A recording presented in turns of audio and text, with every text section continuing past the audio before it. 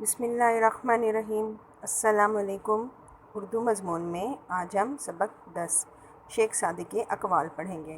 تو سب سے پہلے تدریسی مقاصد دیکھ لیتے ہیں کہ حکایت یا کہانی میں ایک ایسا پیغام پوشیدہ ہوتا ہے جو صدیوں کی انسانی دانش کا نچوڑ ہوتا ہے، یعنی ہر کہانی سبق آموز ہوتی ہے۔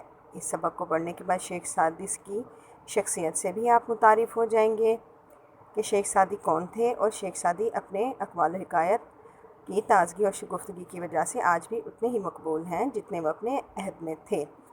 اب مشکل الفاظ: بوستان، گلستان، فکری تازگی، دانش و حکمت، دسترخوان، مردار، صحبت، حاسد۔ آپ نے ان الفاظ کو یاد کرنا ہے اور ان کے معنی اپنی کتاب پر لکھنے ہیں۔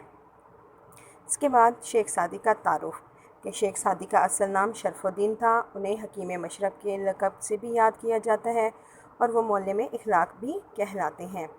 شیخ سعدی نے ایران کے شہر شیراز میں پیدائش ہوئی۔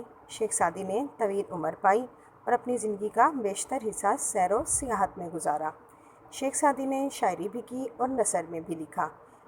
ان کی جو مشہور کتابیں ہیں وہ بوستان اور گلستان ہیں۔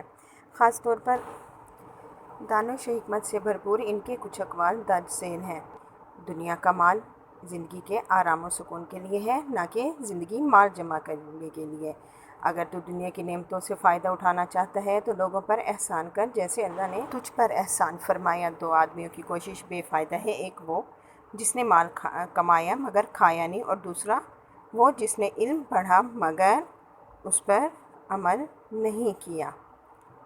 آپ نے ان ساری اقوال کو اچھے سے یاد کرنا ہے، خوش خطی میں اپنی کاپیوں پر لکھنا ہے، اور ان اقوال کو یاد کرنے کے بعد ان پر عمل کرنے کی بھی کوشش ضرور کرنی ہے۔ ٹھیک ہے، اس کے ساتھ ہی ہمارا سبق اختتام کو پہنچتا ہے۔ اپنا بہت سارا خیال رکھیے گا۔ اللہ حافظ۔